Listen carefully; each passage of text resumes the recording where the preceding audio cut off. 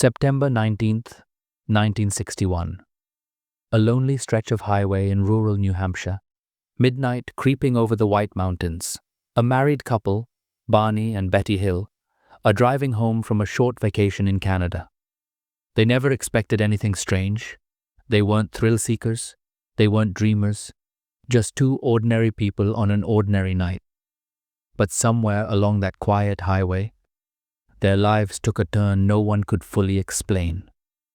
And what happened next would become the world's first widely publicized alien abduction, the Barney and Betty Hill incident. Betty was the first to notice it. A distant light in the sky, brighter than a star, moving strange, moving fast. At first, she thought it was a satellite, then a plane. But planes don't zigzag, planes don't stop midair, then head straight toward you. As the object grew larger, Barney slowed the car. The light kept descending, following them, pacing them, almost studying them. Betty later said she felt a wave of calm curiosity. Barney felt something different, a gut-level fear he couldn't shake. Still, the couple kept driving near Indian Head. The object swooped down, gliding silently over the treetops, a bright, structured craft, large as a house. Barney stopped the car. He grabbed his binoculars and stepped out into the night.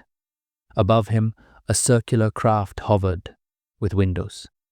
Inside, he saw figures, several of them, looking down. They moved with purpose, precisely, as if waiting for something. Barney felt a rush of dread so strong, he later said, they were going to capture us. He ran back to the car, shouting to Betty, "They're going to get us. We need to go." They sped off into the darkness. What happened next? Neither of them could remember. Not clearly, not fully. Just flashes. A buzzing sound. The car vibrating. A blinding brightness swallowing the road. Then blackout. When they next became aware, they were miles down the highway. 2 hours had passed, and neither of them could explain how.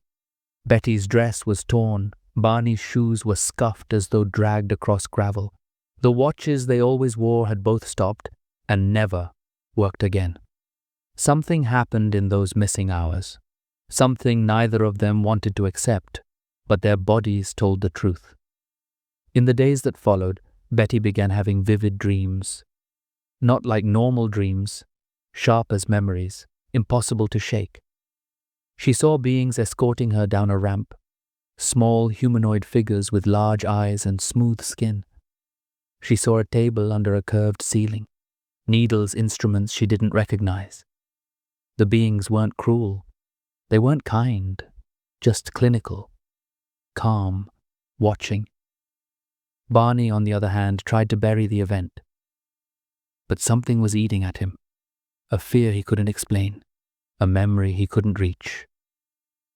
2 years later, the Hills met with a respected psychiatrist, Dr. Benjamin Simon, a specialist in trauma and repression. Under separate hypnosis sessions, Betty and Barney recalled the same story, details matching perfectly. Even though they were never hypnotized together, they described a craft landing in the road, being escorted aboard, examinations by non-human figures, instruments pressed against their skin, a long needle inserted into Betty's abdomen, Barney's teeth being removed, something that confused the beings who didn't understand dentures. But the most haunting detail came from Barney. He described the being's eyes, large, dark, almost liquid, and a presence that felt like it could reach into his mind. Every session left Barney shaking. These weren't dreams. Not for him. They were memories. One detail made the case famous. During hypnosis, Betty described being shown a map, a star chart, dotted with lines showing trade routes. Years later, a school teacher and amateur astronomer recreated the map. The stars aligned not with any chart known in 1961, but with a star system 40 light-years away, discovered only after the Hills encounter Zeta Reticuli. The analysis sent shockwaves through the small but growing UFO research community. Had Betty drawn an actual interstellar route? Was this the home of the beings they encountered? No one could say for certain, but the coincidence was difficult to ignore. The Hills didn't want fame. They didn't want money. They just wanted answers. But their story spread like wildfire. Newspapers, radio shows, television interviews, a book titled The Interrupted Journey. And with publicity came criticism, hallucination, stress, sleep deprivation, even interracial marriage anxiety, a claim that deeply offended both of them. But the facts remained. 2 hours missing. Physical damage to clothing and shoes. Watches permanently stopped. Identical hypnotic testimony. No history of mental illness. A marriage widely considered stable and loving. Something happened that night. Something the Hills carried for the rest of their lives. Barney died in 1969. Never fully escaping the fear of that night, Betty lived until 2004, holding on to her belief that they had been visited by something not human, not hostile, but curious.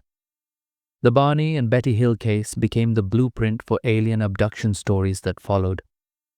But theirs wasn't fiction. Not to them. Not to the investigators who studied the details.